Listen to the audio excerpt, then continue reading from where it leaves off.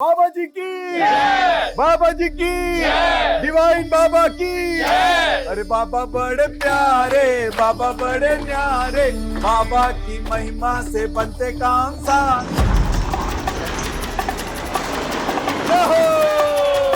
बाबा बड़े प्यारे, बाबा बड़े। रुकिए।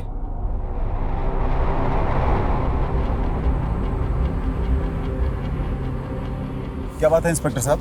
हमें लाश को पोस्टमार्टम के लिए लेके जाना है। हमें शक है कि इनका मर्डर किया गया है। ये क्या बोल रहे हैं आप? बाबा जी समाधि में हैं और जल्दी ही समाधि से बाहर आएंगे।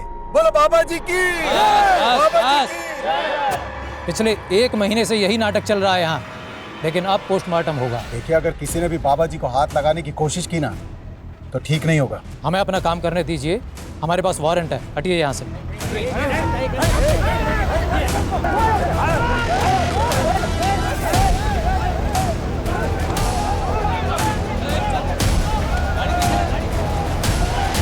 बोलो बाबा जी की, बाबा जी की, बाबा जी की, डिवाइन बाबा की।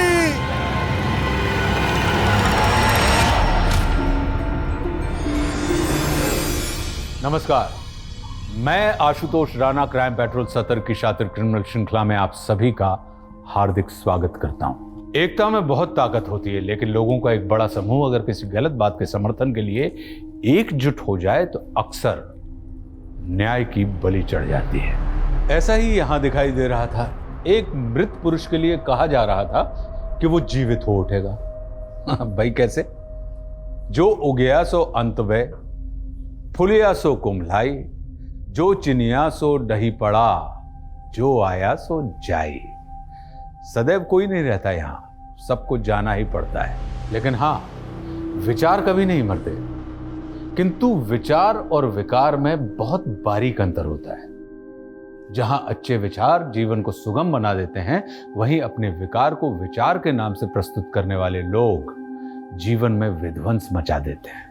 ये अपराध एक शैतानी सोच का साइड इफेक्ट है, और दिल्ली जैसे मेट्रो सिटी की एक हाई प्रोफाइल हाउसिंग सोसाइटी ऐसे गुनाह की साक्षी बनी जिसकी कल्पना उस पॉश एरिया में रहने वाले लोगों ने कभी भी नहीं की थी। विक्टिम्स की फहरिस्त सिर्फ 1-2 नहीं, बल्कि इसका क्रम बहुत लंबा होता जा रहा था, और अपराधी इतने शातिर थे कि इस केस का पैमाना हर मोड़ पे और भी बड़ा होता जा रहा था।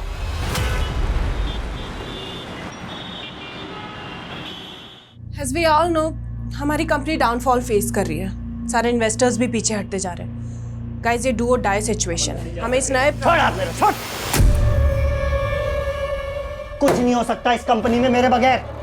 अरे जिंदगी दी है मैंने इस कंपनी को, और आप लोग मुझे ऐसे इग्नोर कर रहे हैं। 1 मिनट, तुमने कुछ भी नहीं दिया इस कंपनी को, बल्कि सब कुछ छीना है। I told you to resign। अच्छा, तब तुम्हें मेरी जरूरत ही नहीं। तब तो तुम वो रातें भी भूल गई होंगी जो हमने साथ गुजारी। प्रधान, चुप, चिल्लाओ मत।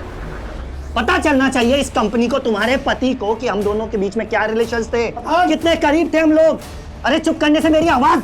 अरे क्या पत्नी के बारे में कुछ भी बोले जा रहे जो बोल रहा हूँ मैं सच बोल रहा हूँ। पंकज चल बाहर कर। अरे सच बोल रहा हूँ मैं, सच बोल रहा हूँ, सच बोल रहा हूँ मैं। अरे देख लूंगा तुम लोगों का। बाहर निकलो। मैं हटना, निकल यहाँ से।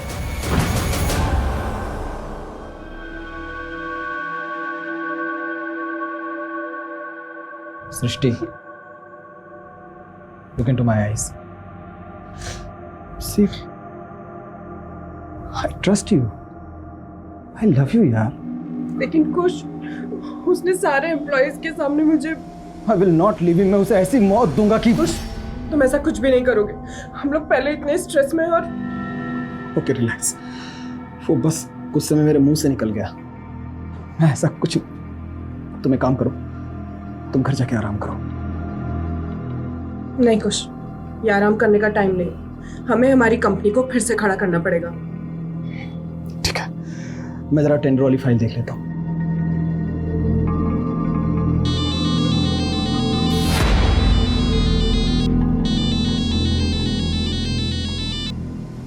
प्रिया, मैंने तुम्हें मुझे फोन करने से मना किया था ना।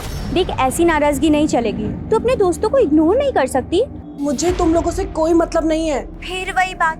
देख, आज शाम को ना मैं पूरे ग्रुप को लेकर तेरे घर पर आ रही हूँ। प्रिया तो इतनी चेप क्यों हो रही है? देख हम तो आ रहे हैं, तुझे भगाना है तो भगा देना, ओके? अरे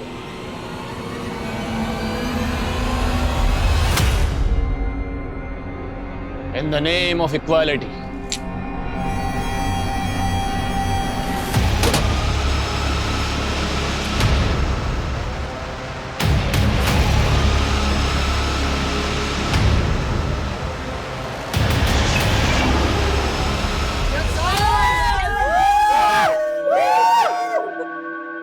तो आखिर पत्थर पिघल ही गया। पूरे 6 महीने के बाद मिल रहे हैं हम सब लोग। बिल्कुल सही बात है। और सिद्धार्थ तो खड़ा क्या यार? गिटार उठाना, गिटार यार, ग्रुप सॉन्ग। अरे नहीं यार, चल यार। हर वीकेंड पे मिला करते थे और अब वही सिलसिला फिर से शुरू करना है। एक मिनट, हाथ पकड़ा है, गला मत पकड़ो। अगर तुम लोगों के कहने पे मैं पुरानी बातें भूल भी जाती हूँ तो भी ये सिलसिला अब आगे नहीं बढ़ सकता। मान लो कि ये हमारी आखिरी मुलाकात है और एक अच्छे नोट पे मैं ये दोस्ती खत्म करना चाहती हूँ। अरे पर लाइट को क्या हुआ? यार देख, तेरी बात ऊपर वाले को भी पसंद नहीं आई, लाइट चली गई यार। बाहर तो सबकी लाइट आ रही है। हाँ अच्छा, एक मिनट, मैं स्विच बोर्ड देख कर आती हूँ, ठीक है? हाँ प्लीज यार।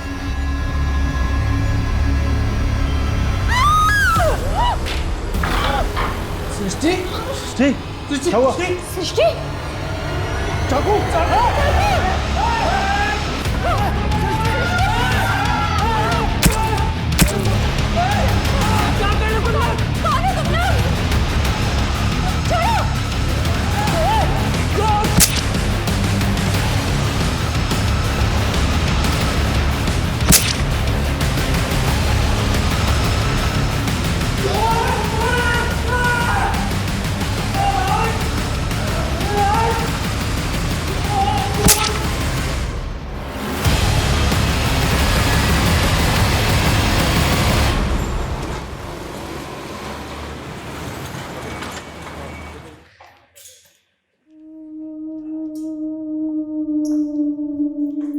देव, तुम यहाँ?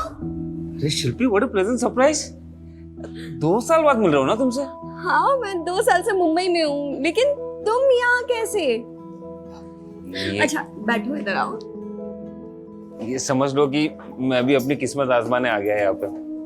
अच्छा, तो तुम स्ट्रगल कर रहे हो ना? तो ये बैग्स के साथ स्ट्रगल कर रहे हो ऐसा? स्ट्रगल तो तब शुरू होगा ना जब घर मिलेगा। एक्चुअली एक दोस्त के थ्रू मुझे एक ब्रोकर का नंबर मिला, तो मैंने एडवांस देके पीजी भी बुक कर लिया। लेकिन आज जब मुंबई आया तो पता चला कि वो जो पोजीशन है 2 दिन बाद मिलेगा। तो ये 2 दिन किसी होटल में रह लूंगा मैं। लेकिन तुम्हें होटल में क्यों रहना है? मेरा फ्लैट है, तुम आराम से रह सकते हो चिल मार के। नहीं, रहने तो तुम्हें दिक्कत होगी। नहीं, मुझे कोई दिक्कत नहीं होगी। और वैसे भी मेरी रूममेट अभी बाहर गई हुई है, तो तुम आराम से रह सकते हो। हाँ, उसको बैलेंस करने के लिए काम करते हैं। कॉफी पी के चलते हैं, बिल तुम पे कर देना। तुम ना बदली नहीं है।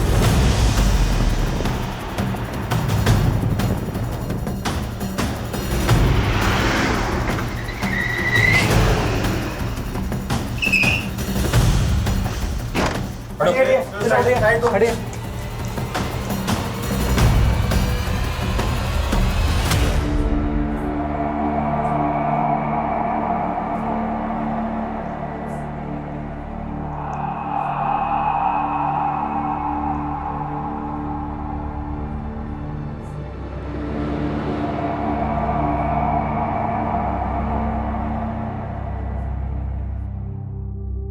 इतना भयानक मंजर पहले कभी नहीं देखा सर। 5 लाशें और सबका किसी धारदार हथियार से ब्रूटली मर्डर किया गया। बड़ी पलटू,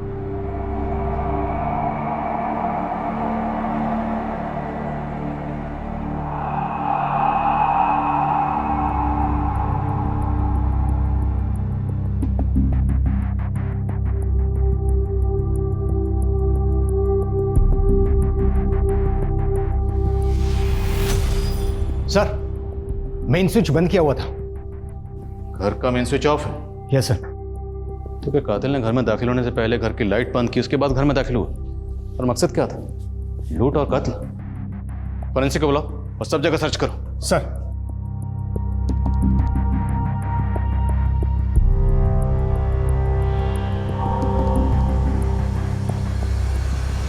हाँ साहब, मैं ही बंसी हूँ। मैंने ही आपको फ़ोन किया था। मैं यही काम करता हूँ साहब। कल रात को सिस्टी मैम और उनके दोस्तों को यहाँ पार्टी हो रही थी। सुबह आया तो सृष्टि कौन सी है? वो सर सफ़ेद कपड़े वाली जो है। और बाकी लोग कौन है? बाकी लोगों को मैं नहीं जानता साहब। मुझे तो सिस्टी मैम ने शाम को फ़ोन किया था पार्टी का इंतज़ाम करने के लिए। बंसी एक काम करो, शाम को मेरे कुछ फ्रेंड्स आ रहे हैं पार्टी के लिए, तो तुम स्नैक्स, ड्रिंक्स और डिनर रेडी रखना। मैडम, आपके और साहब के अलावा कितने लोगों को खाना बनाना है? 6 लोगों के हिसाब से अरेंजमेंट कर दो। कुछ साहब ही सिस्टी मैम के हस्बैंड है। मैंने उनको भी फ़ोन किया है, बस वो आते ही होंगे साहब।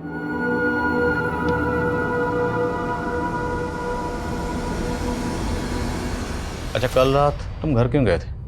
हर रोज रात को घर चले जाते हो या सिर्फ कल रात घर गए? साहब मैं शाम को डेली घर चला जाता हूँ। ये गाड़ी किसकी? साहब ये सिस्टी मैम की है। और दूसरी वाली शायद उनकी दोस्तों की होगी साहब। तुम पक्का नहीं पता? नहीं साहब, मैं कुछ नहीं जानता। ठीक है, पता करो दूसरी गाड़ी किसकी है। सर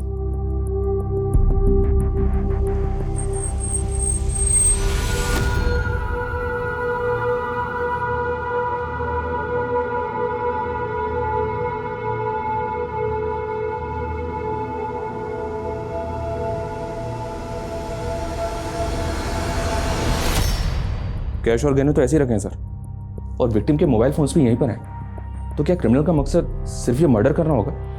राजवीर, 5 कत्ल हुए हैं और वो भी बहुत ब्रूटल। तो मुमकिन है कि कातिल एक नहीं बल्कि एक से ज़्यादा हो। पर सवाल ये है कि घर में जो भी कातिल दाखिल हुआ उसकी इनमें से किसी एक से रंजिश थी। I mean, वो किसी एक को कत्ल करना चाहता था, या फिर उसकी रंजिश इन 5 से थी और इन 5 को कत्ल करने के इरादे से घर में दाखिल हुआ। सृष्टि ने अपने हाउस हेल्पर बंसी को 6 लोगों का डिनर तैयार करने के लिए कहा था, पर यहाँ पे 5 लाशें। तो मतलब कोई छठा गेस्ट भी था जो आने वाला था पर आया नहीं। राजवीर, पता करो वो छठा गेस्ट कौन था, और सृष्टि के अलावा पता करो ये बाकी 4 लोग कौन हैं। Okay sir. पिछले 1 महीने से यही नाटक चल रहा है यहाँ, लेकिन अब पोस्टमार्टम होगा। सिस्टी मैम ने शाम को फ़ोन किया था पार्टी का इंतज़ाम करने के लिए। 6 लोगों के हिसाब से अरेंजमेंट कर दो। पता करो वो छठा गेस्ट कौन था, और सृष्टि के अलावा पता करो ये बाकी 4 लोग कौन हैं। सर ये सब कैसे हो गया? मेरी वाइफ को सर। हमें आपके घर में आपके बीवी के साथ 4 लोगों की और लाशें मिली। ये वो 4 लोग हैं, आप जानते हैं ना?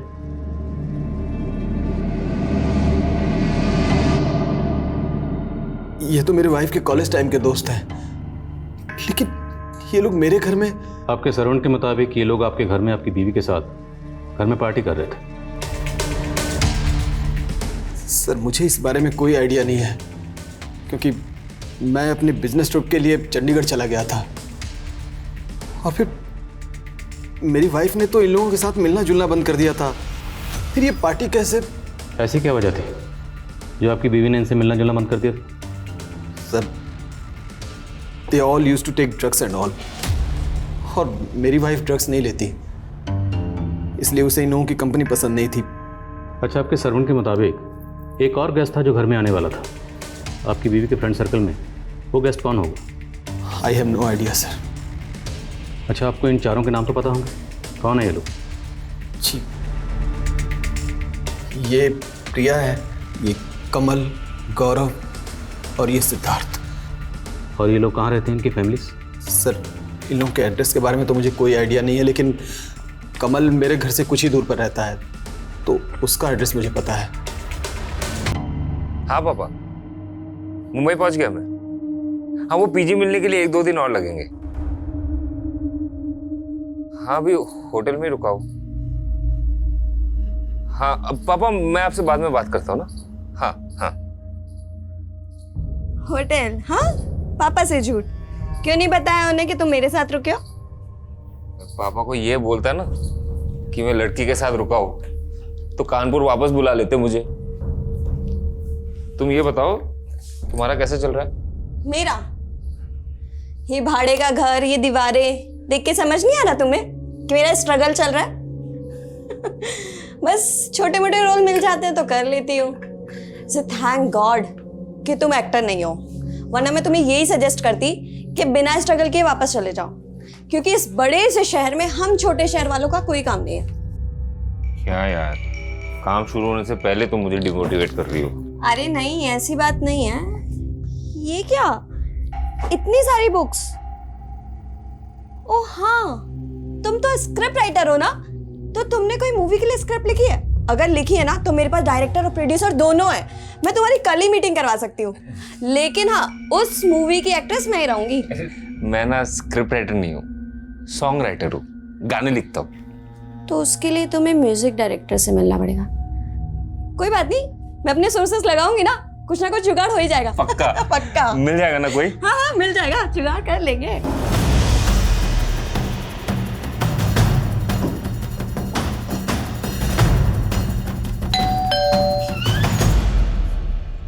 जी, ये कार इसी एड्रेस पे रजिस्टर्ड है?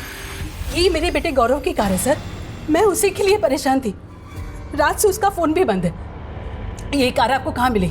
केशवपुरम में आपके बेटे का मर्डर हुआ है।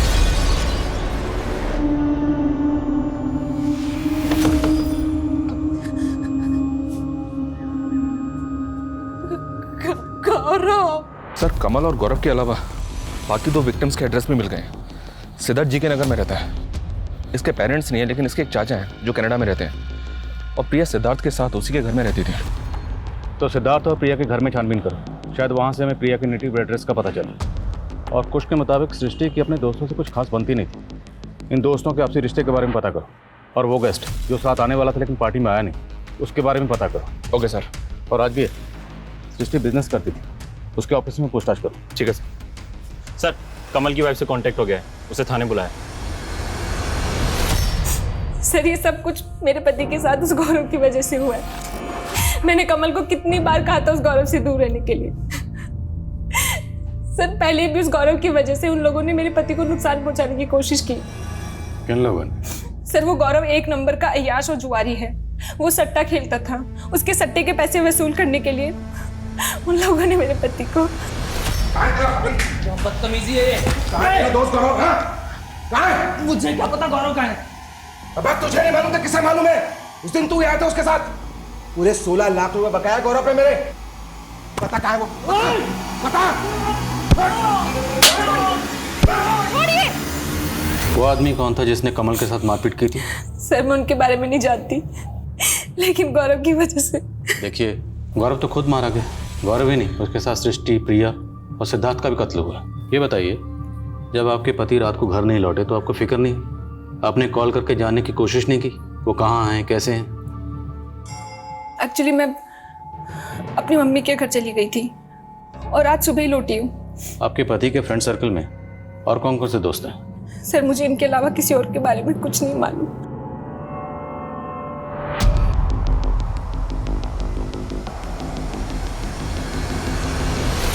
मेरा बेटा और सट्टा?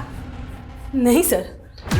देखिए, कमल की बीवी ज्योत्सना का कहना है कि आपका बेटा गौरव सट्टा खेलता था और किसी सट्टे वाले के उस पर 16 लाख रुपए बकाए थे। तो वो सट्टे वाला गौरव से पैसों का तकाजा करता होगा, गौरव को परेशान भी करता होगा।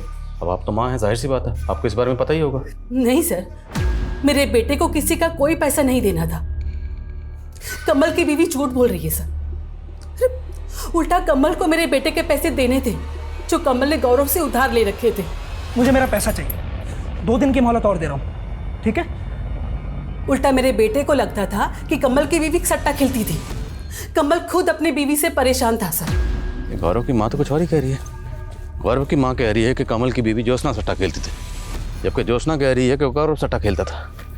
चक्कर क्या है?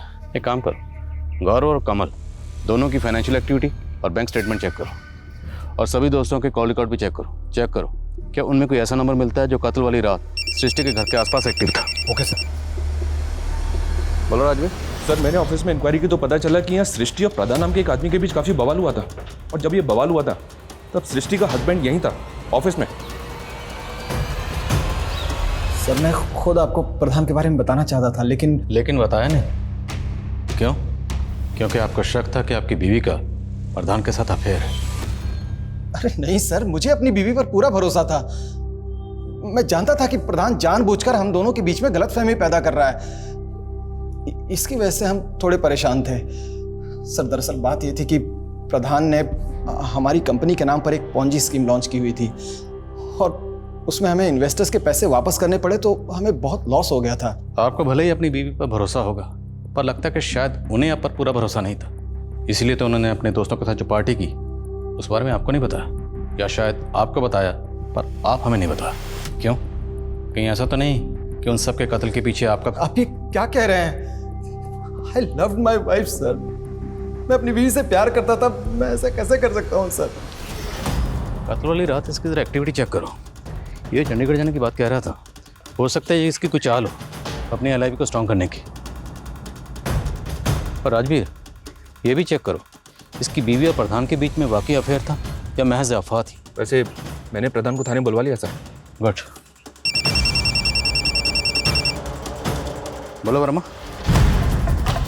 एक काम करो, पीछे वाली खिड़की से देखो क्या कर। जैन सर। जय सर, हम सिद्धार्थ के घर पर आए तो पता पड़ा कि यहाँ पर ताला लगा हुआ था और ये गाड़ी यहाँ पर खड़ी थी। ये सर, इस पर खून के धब्बे हैं। मुमकिन है यहाँ भी कोई कांड हुआ। राज, गाड़ी को अच्छे से चेक करो। Okay sir. ताला तोड़वा। सर। चेक करो सर, चेक।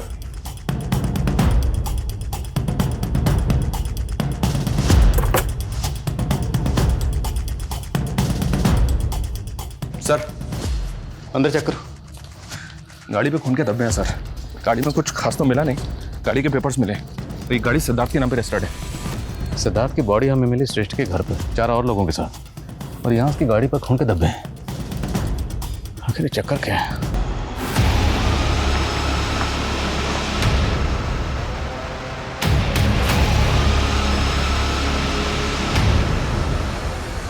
सर हो सकता है ये गाड़ी हमें यहाँ कंफ्यूज करने के लिए खड़ी की गई हो। ये गाड़ी उस छठे गेस्ट की हो और उसने जानबूझ के यहाँ छोड़ी हो। मुमकिन है। फॉरेंसिक को बोलो, इस गाड़ी पे जो ब्लड स्टेन्स हैं और क्राइम सीन से जो ब्लड मिला है, दोनों को मैच करवा के देखो। और ये भी चेक करो कि इस गाड़ी पर उन 5 विक्टिम्स के अलावा किसी और के फिंगरप्रिंट्स हैं क्या। Okay sir. सर, यहाँ प्रिया की तो कोई आईडी नहीं मिली है, ना ही कोई ऐसा डॉक्यूमेंट मिला है जिससे पता चले कि उसका नेटिव एड्रेस क्या है।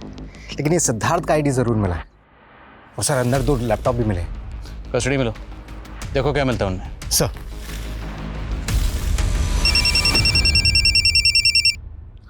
बोलो। सर, प्रधान पूछताछ के लिए 2 बजे थाने आने वाला था और वो आया नहीं अभी तक, और उसका फ़ोन भी बंद आ रहा है सर। एक काम करो, उसके घर पर जाके चेक करो। Okay sir.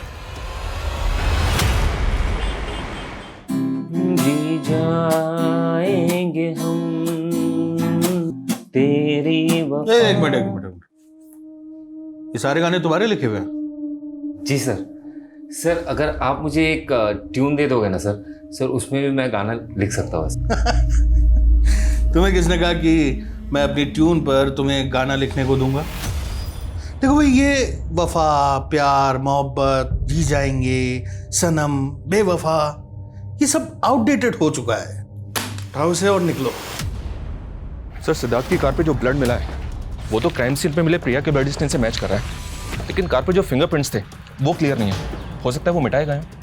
और विक्टिम्स की पोस्टमार्टम रिपोर्ट के अकॉर्डिंग हत्या के वक्त कमल और गौरव की बॉडी में ड्रग्स भी था। ड्रग्स? तो मतलब कुछ की बात सही थी कि सृष्टि के दोस्त ड्रग्स लेते थे, इसलिए सृष्टि ने अपने दोस्तों से दूरी बनाई हुई थी। और वो जो वसूली करने आया था, जिसके बारे में हमें कमल की बीवी ज्योत्सना ने बताया था, उसके बारे में कुछ पता चला? नहीं सर, फिलहाल कमल और गौरव के सीडीआर में ऐसा कुछ मिल ही रहा है, लेकिन प्रिया और सिद्धार्थ के सीडीआर में सुनील दुबे का नंबर मिला और ये नंबर अभी बंद है। हत्या के वक्त इस सुनील दुबे का नंबर सृष्टि के घर वाले एरिया में भी एक्टिव था। तो ये सुनील दुबे को छठा गेस्ट हो सकता है जो उस रात पार्टी में आने वाला? मुझे पता चला है कि ये सिद्धार्थ का ड्राइवर है और ये नंबर मंगोलपुरी के एड्रेस पर रजिस्टर्ड है। वर्मा को भेज दिया वहाँ। चेक करो। सर, सिद्धार्थ के ड्राइवर सुनील दुबे के घर पे ताला था। हमने छानबीन की लेकिन कुछ मिला नहीं। तो पता करो सुनील दुबे कहाँ है। ये सुनील दुबे मुझे किसी भी कीमत पर अंदर चाहिए। सर, सिद्धार्थ के घर से जो लैपटॉप मिला था वो लैपटॉप खुल गया है। देखकर ऐसा लग रहा है कि वो प्रिया का लैपटॉप है, क्योंकि उसमें प्रिया के कई सारे फोटोज और मूवी क्लिप्स हैं। लेकर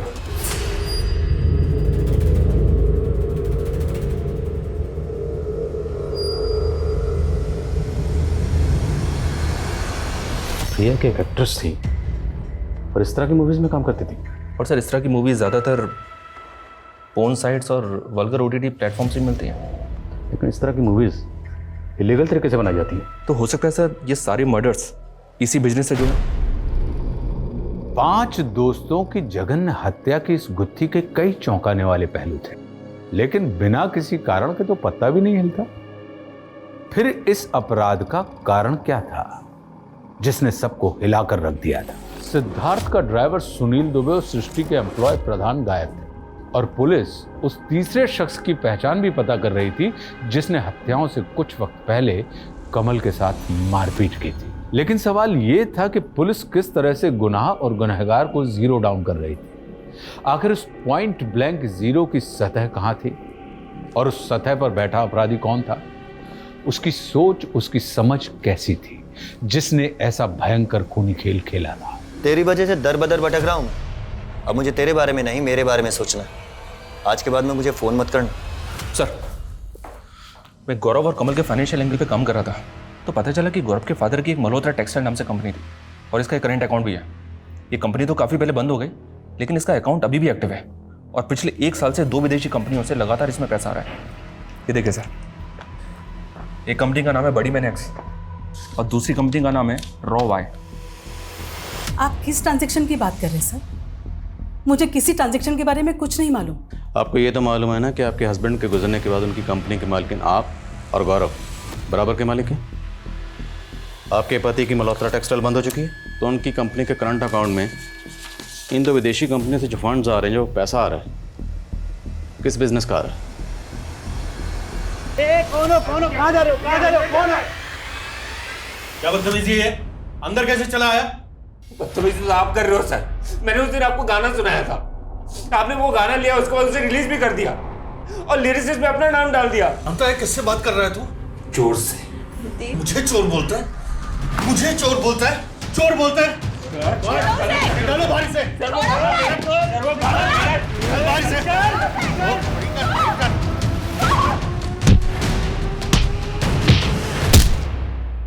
सर मैंने सट्टे से जुड़े मामलों में हिस्ट्री शीटर की लिस्टिंग की थी और उनके फोटोज कमल की बीवी को दिखाए थे। कमल की बीवी ने इस शमी को आइडेंटिफाई किया है, इसी ने कमल के साथ मारपीट की थी, लेकिन अभी ये अंडरग्राउंड है।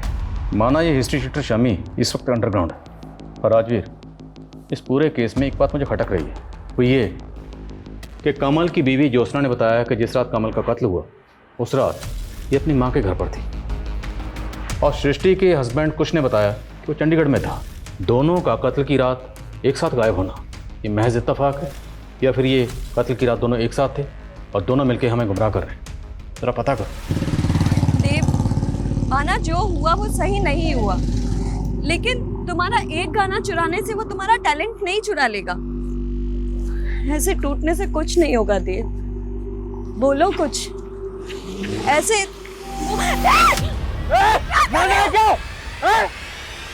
क्या कर रहे हो देव? होश में आओ। जो मेरे साथ हुआ उसका 1% भी नहीं हुआ तुम्हारे साथ। क्या मैं मरी? नहीं मरी ना, मैं जिंदा खड़ी हूँ ना तुम्हारे साथ। क्या हुआ तुम्हारे साथ? वही जो हर स्ट्रगलिंग एक्टर के साथ होता है। प्रोड्यूसर ने मुझे रोल देने के बहाने 6 महीने तक मॉलेस्ट किया। प्रधान, तुम खुद चल के यहाँ आ गए हो तो ये मत सोचना कि हमें लगेगा कि तुम बेगुनाह हो या तुमने कुछ नहीं किया। सर अगर मैंने कुछ किया होता तो क्या मैं यहाँ आता? मैं जानता हूँ कि सृष्टि को ऐसा लगता था कि मेरी पॉन्जी स्कीम की वजह से कंपनी की इमेज बिगड़ी, कंपनी को घाटा हुआ, पर यह आइडिया मेरा नहीं था बल्कि यह आइडिया था सृष्टि के हस्बैंड कुश का।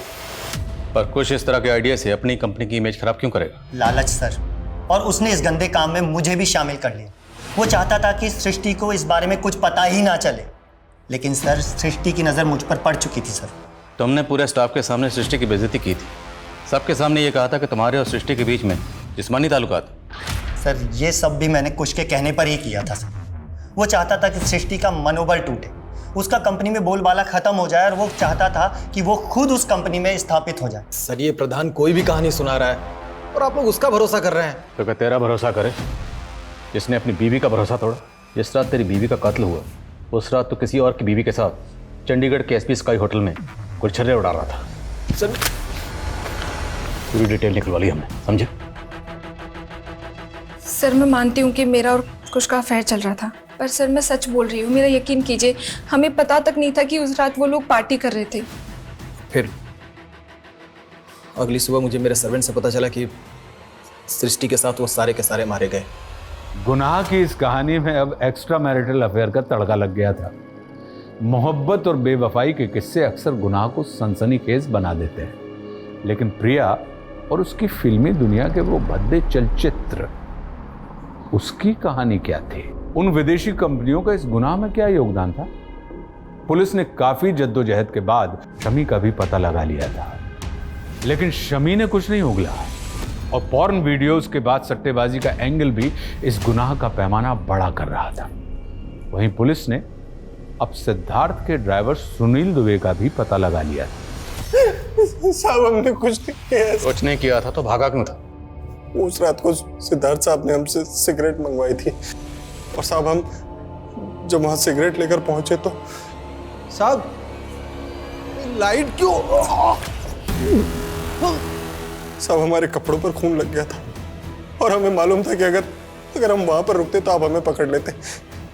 इसीलिए साहब हम सिद्धार्थ साहब के घर चले गए और वहां पर गाड़ी खड़ी करके कपड़े बदल कर निकल गए वहां से। ये बता, सिद्धार्थ के साथ जो लड़की रहती थी प्रिया, वो कहाँ की रहने वाली थी? उसकी फैमिली कहाँ है? प्रिया मैडम की कोई फैमिली नहीं थी साहब, वो अनाथ थी। प्रिया के लैपटॉप में हमें कुछ अश्लील वीडियोस के क्लिप्स मिले।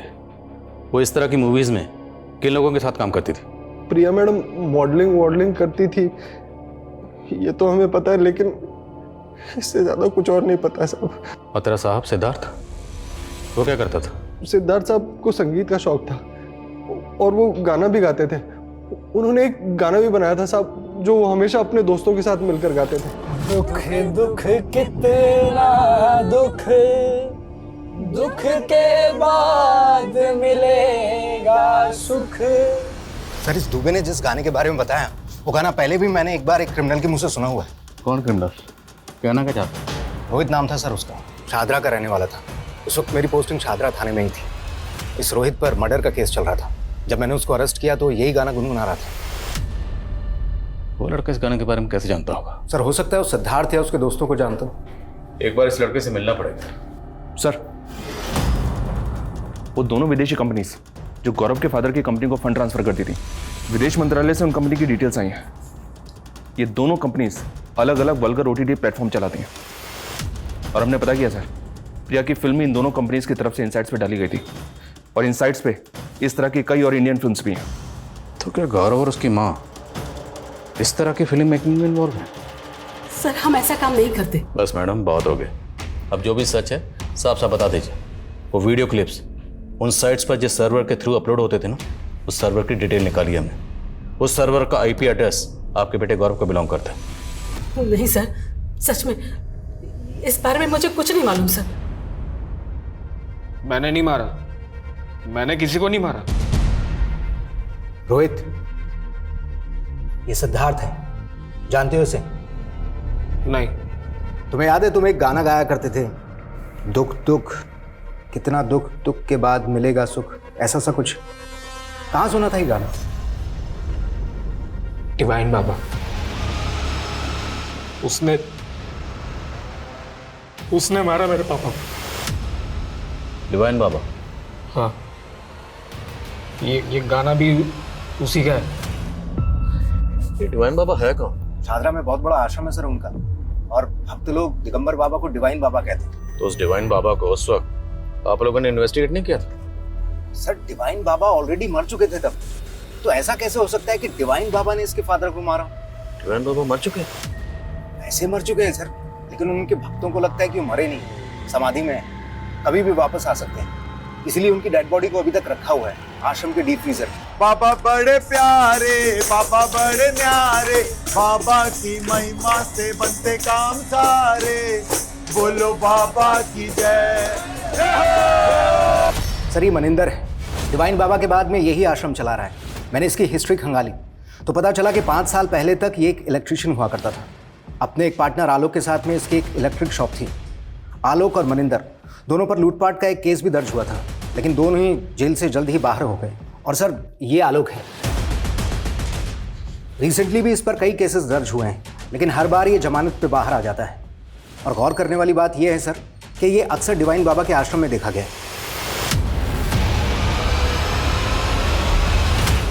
बाबा जी के श्रृंगार में कोई कमी नहीं होनी चाहिए। बढ़िया फूल माला बनाओ और बढ़िया सजावट का इंतजाम। रुकिए रुकिए, आप अंदर कहाँ चले आ रहे हैं? आपसे कुछ बात करनी थी। आने दो इन्हें।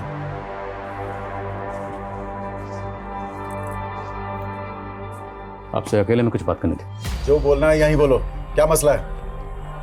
मसला बहुत गंभीर है स्वामी जी, बहुत गंभीर। इन 5 लोगों के कत्ल हुए हैं और इनमें ये जो लड़का है सिद्धार्थ, हमें इतना तो कंफर्म पता है कि सिद्धार्थ का इस आश्रम में आना जाना था। अब ये बताइए कि इन 5 के कत्ल का आश्रम से क्या कनेक्शन? क्या बकवास की जा रहे हो तुम? कत्ल का आश्रम से कनेक्शन? कोई सबूत है तुम्हारे पास? सबूत भी ले आएंगे। फिलहाल ये लड़का रोहित, इसका कहना है कि इसके फादर के कत्ल के पीछे आश्रम का हाथ है। इसका तो यहाँ तक कहना है कि इसके फादर के कत्ल के पीछे डिवाइन बाबा का हाथ है। कुछ भी बकवास किए जा रहे हैं आप। बाबा जी समाधि में उनके विषय में कुछ भी बोले जा रहे हैं। देखिए, अगर आपने ऐसा कुछ भी किया ना तो भक्त तो चुप नहीं बैठेंगे। हमने कुछ कहा तो बहुत जोर का करंट लगेगा। Mono electrician. अब बाकी की चर्चा कहीं और करेंगे या यहीं आपके चरित्र का चीर फाड़ करें?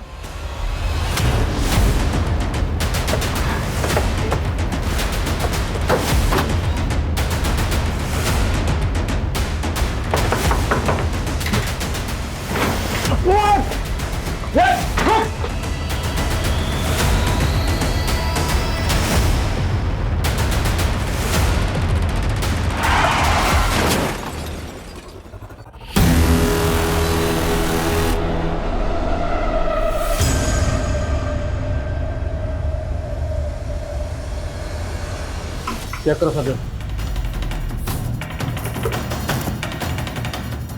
ये देखिए इतने सारे गैजेट्स। 3 लैपटॉप और इतने सारे फ़ोन। क्या आलोक इतने सारे गैजेट्स के साथ करता क्या? सब कस्टडी में लो। हो सकता है इन गैजेट्स में उन्होंने अश्लील वीडियो से जुड़ा कंटेंट। कस्टडी में लो सर।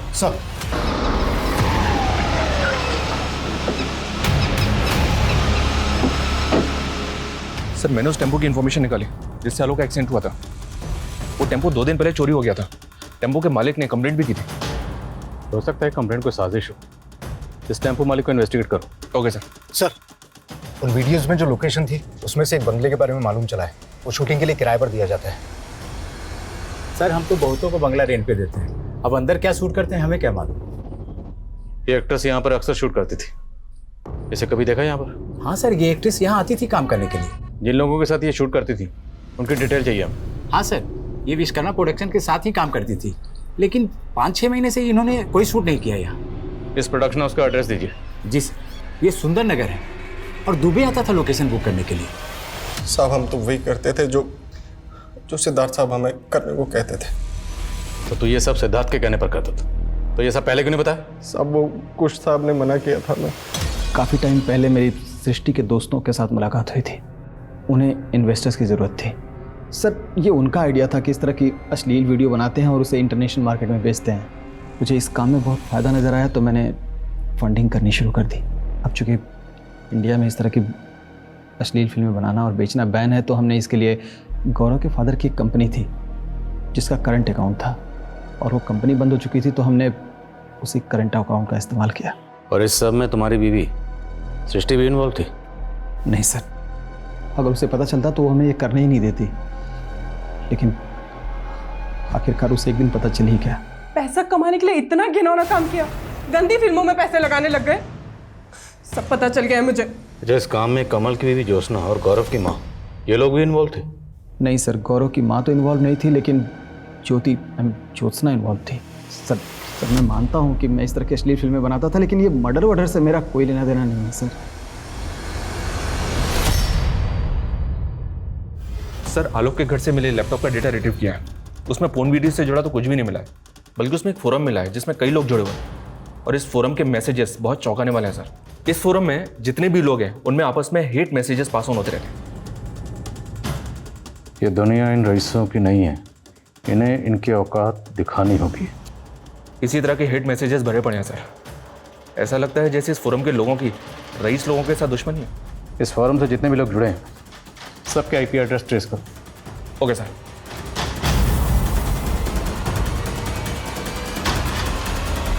उस फोरम से जुड़े लोगों के आईपी एड्रेस ट्रेस हो गए और उनमें 2 लोग ऐसे हैं जो आश्रम से जुड़े हैं।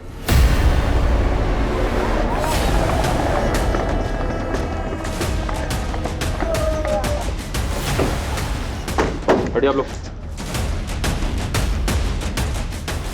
देव चलो मेरे साथ, लेके जा से पकड़ो इन्हें। In the name of equality.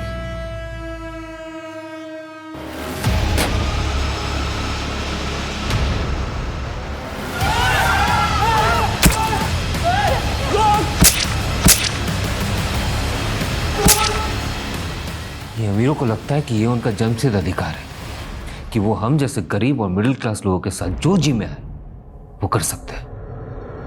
मैं एक्ट्रेस बनना चाहती थी सर, पर कई सारे प्रोड्यूसर्स ने मुझे मॉलेस्ट किया, मेरी मजबूरी का फायदा उठाया। मैं सॉन्ग राइटर बनना चाहता था और मेरे साथ भी कुछ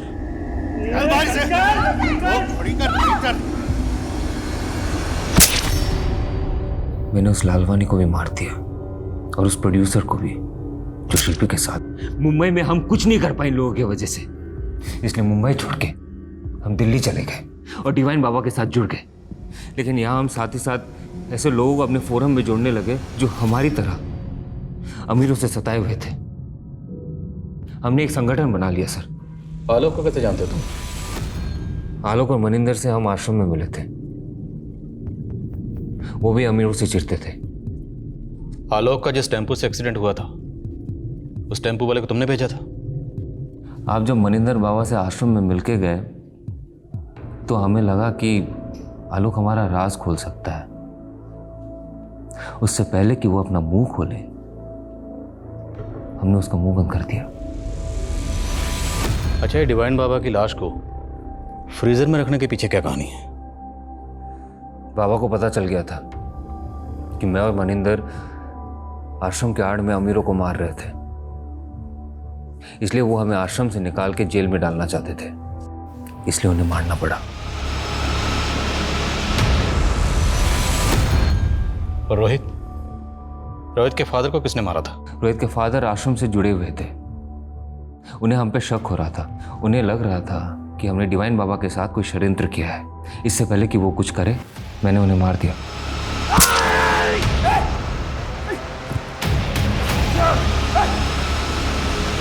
रोहित ने मुझे डिवाइन बाबा के आश्रम में कई बार देखा था। वो मेरा शक्ल पहचानता था लेकिन नाम नहीं जानता था, इसलिए डिवाइन बाबा यही करता रहा। पहले तो सोचा कि मैं उसे मार दूं, लेकिन बाद में पता चला कि उसका दिमागी संतुलन ठीक नहीं है। मुझे पता था लोग उसकी बात पे भरोसा नहीं करेंगे। सृष्टि और उसके दोस्त उन्हें क्यों मारा? इसी नफरत से। सिद्धार्थ को अपने पैसों पे बहुत अकड़ थी। वो जब भी आश्रम में आता था तेवर दिखाता था। मैंने सोच लिया एक दिन तो उसको मारूंगा ही। हमने ये सब पैसों के लिए नहीं किए सर, और ना ही हमारा दिमाग खराब है कि ऐसे जाके किसी को भी मारते। हम बस एक ऐसा समाज चाहते हैं जहां पे सब एक समान हो, कोई भेदभाव ना हो। जिस तरह देव और शिल्पी द्वारा एक कट्टरवादी सोच की आधारशिला रख के एक हिंसक संगठन का निर्माण किया गया, ये अपने आप में चौंकाने वाला था। लेकिन ऐसे आपराधिक तत्व क्षण भर में नहीं पनपते। इनके पनपने के पीछे एक नहीं कई सारी दस्तकें छिपी होती हैं, और मास किलिंग के कई अनसॉल्व्ड केसेस सबसे बड़ी दस्तक थी, जिसे पिछली जांच टीम भांप नहीं पाई थी। जब दिगंबर उर्फ डिवाइन बाबा का कत्ल हुआ, जब रोहित के पिता का कत्ल हुआ, यह गुनाह तब भी दस्तक दे रहा था। लेकिन देव और शिल्पी के द्वारा बनाए गए संगठन के मंसूबे पिछले 3 सालों से सामने ही नहीं आ पाए। ये कहीं ना कहीं सोचने पर मजबूर करता है। हम एक विचारशील देश के नागरिक हैं और हमारी संस्कृति हमेशा से हमें यह सिखाती आई है कि हमें हर मत और संप्रदाय के विचारों का सम्मान करना चाहिए। लेकिन वहीं हमें वैचारिक अतिवाद से भी हमेशा सतर्क रहना चाहिए। अब मैं आशुतोष राणा विदा लेता हूं आपसे। हम फिर मिलेंगे एक ऐसी ही कहानी के साथ जो आपको रखेगी सतर्क और जिंदगी को सुरक्षित। तब तक अपना और अपने परिवार का ख्याल रखिए और देखते रहिए क्राइम पेट्रोल सतर्क। जय हिंद।